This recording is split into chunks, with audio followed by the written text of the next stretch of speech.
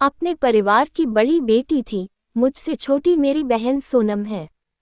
मेरे पिता एक सेठ के यहाँ मुनीम हैं। उन्होंने सरकारी स्कूल, सरकारी अस्पताल और सरकारी राशन के भरोसे किसी तरह हम लोगों को पाल पोष के बड़ा किया। मेरे पिता ने अपनी पूरी जमा पूंजी से किसी तरह मेरी शादी रेलवे में काम करने वाले सुमित से करा दी थी।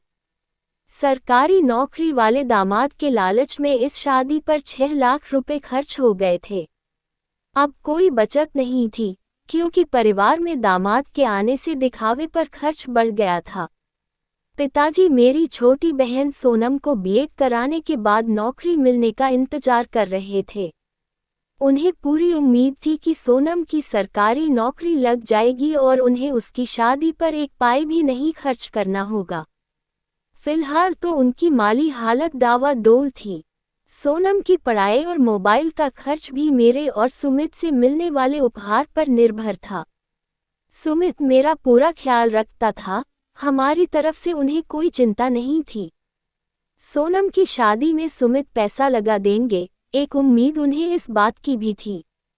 असली मुसीबत, या कहना चाहिए कि मुसीबतों का पहाड़ तब टूटा जब शादी के 3 साल तक मैं मां नहीं बन सकी और इस मुसीबत ने पूरे परिवार को झकझोर दिया। गनीमत ये थी कि मैं अपने पति के साथ शहर में रेलवे क्वार्टर में रहती थी। सास के ताने मोबाइल फोन पर मुझे बराबर सुनने पड़ते थे। मेरे पिता का मुझसे भी बुरा हाल था। मेरी सास तलाक की धमकी देकर पिताजी का खून सुखा देती थी। मेरी सास के ताने शादी में मनचाहा दहेज न मिलने से शुरू होकर बच्चा न होने पर खत्म होते थे। मेरे पूरे मायके को अभागा, मनहूस कहा जाने लगा था। मेरी छोटी बहन सोनम को भी इस झगड़े में लपेट लिया गया। मेरी सास सोनम से कहती थी कि जरूर मेरी परवरिश ठीक से नहीं की गई। बचपन की गलत आदतों के चलते मैं बांझ हो गई हूँ। मेरी सास ने कानूनी सलाह भी ले ली थी। मेरी सास एक दिन कह रही थी कि कोर्ट में साबित हो जाएगा कि मैं उनके बेटे को शारीरिक सुख और संतान सुख नहीं दे सकती, इस वजह से उसे आसानी से तलाक मिल जाएगा। उन्हें हर्जा खर्चा नहीं देना होगा। मेरी माँ इन बातों को सुनकर कई दिन तक कुछ भी नहीं खा सकी। वे ये सोचकर मरी जा रही थी कि दामाद जी ने अगर मुझको छोड़ दिया तो मेरा क्या होगा। मेरी दूसरी शादी करने के लिए पैसे तो बचे नहीं हैं और फिर दूसरा आदमी शादी करेगा क्यों? मैं और मेरे पति सुमित को डॉक्टर ने बताया कि सुमित के वीर्य में शुक्राणु की कमी है। सुमित के शुक्राणु को बढ़ाने के लिए डॉक्टर ने 2 महीने तक हर हफ्ते दवाएं दी और इंजेक्शन लगाया, पर इस उपाय का भी कोई असर नहीं हुआ। जब किसी भी डॉक्टरी का इलाज से बाप नहीं बना तो माँ के बताए हुए उपाय देसी नुस्खे को अपनाया गया, पर इन सारे उपाय से भी कोई फर्क नहीं पड़ा। पति की पगार समय पर आए या ना आए, पर मेरी माहवारी ठीक 28 दिन में आ जाती थी। हम पति पत्नी एक दूसरे को बेहद प्यार करते थे और एक दूसरे की कमी बताते नहीं थे। असलियत ये थी कि मेरे पति सुमित की सेक्स में दिलचस्पी नहीं थी। मैं पति को रिझाने की पूरी कोशिश करती थी, बिस्तर पर उनसे चिपक जाती, उनके गालों को चूम लेती, लेकिन सुमित पर इसका कोई खास फर्क नहीं पड़ता। इसके बाद हमने टोटके का सहारा लिया। मंगलवार के दिन हम पति पत्नी ने कुहार के घर जाकर पुत्र प्राप्ति के लिए प्रार्थना की और एक डोरी जिससे वह मिट्टी के बर्तन बनाता है मांग लाए। घर आने के बाद एक गिलास में पानी भरकर वह डोरी उसमें डाल दी। 1 हफ्ते तक वह डोरी उस पानी में भिगोकर रखी। अगले मंगलवार को गिलास में से डोरी निकालकर हम दोनों ने वह पानी पी लिया और इसके बाद वह डोरी हनुमान मंदिर जाकर समर्पित कर दी। उस रात हम दोनों ने संबंध भी बनाए ताकि मैं मां बन सकूं। फिर 28वें दिन जब मुझको पीरियड नहीं आया तो सुमित दौड़कर प्रेगनेंसी टेस्ट किट ले आया, पर यह कोशिश भी नाकाम रही।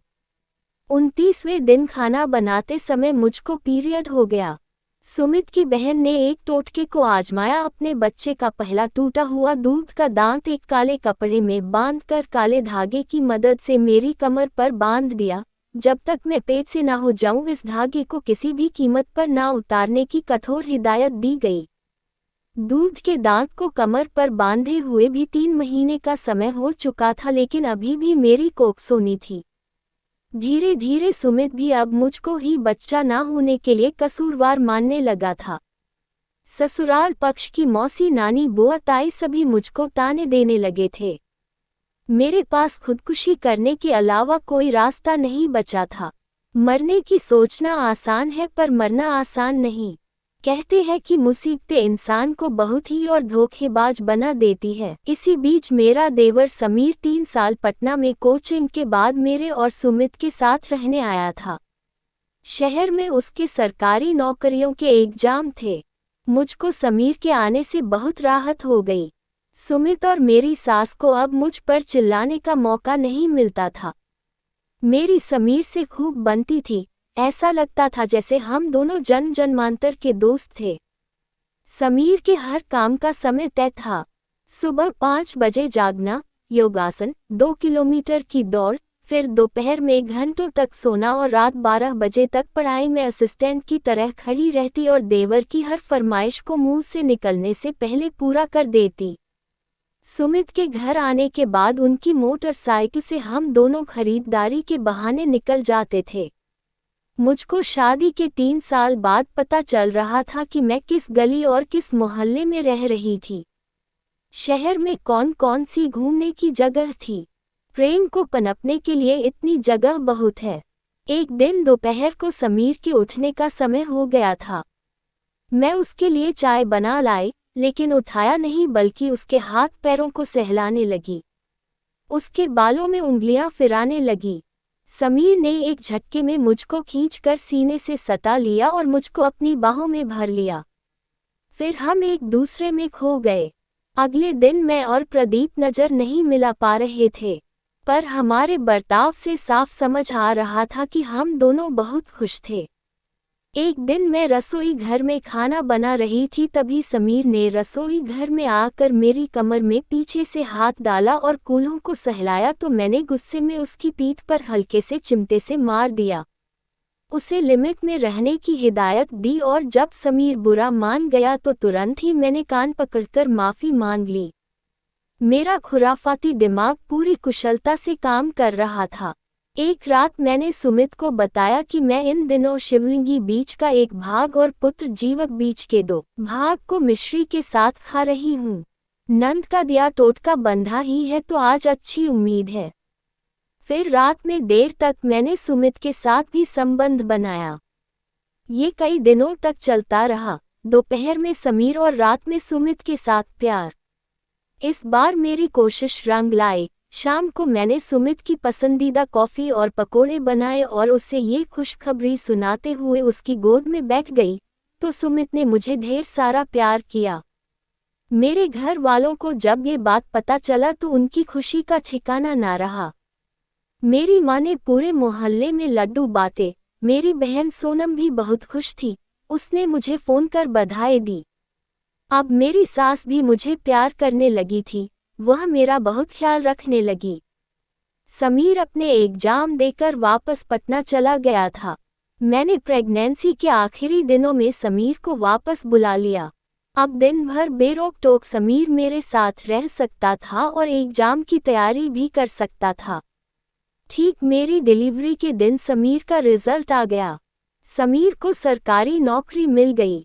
मेरे बच्चे की आंखें मुझसे मिलती थी, कान नाक ठुड्डी ससुराल के किसी न किसी सदस्य से मिलते थे। मेरे सास और मेरे पति सुमित की खुशी का ठिकाना ना रहा। समीर के लिए एक से बढ़कर एक अमीर घरों के रिश्ते आ रहे थे। बहुत सारा दहेज भी मिल रहा था, लेकिन समीर ने लड़की देखने से साफ मना कर दिया। मेरा और समीर का प्यार ऐसे ही छुप छुप कर चलता रहा। फिर मैंने समीर को अपनी बहन सोनम से शादी के लिए मना लिया। सोनम को भी इसी शहर में नौकरी मिल गई है। हम दोनों परिवार एक साथ बहुत प्यार से रहते हैं। मैं दोबारा माँ बनने वाली थी।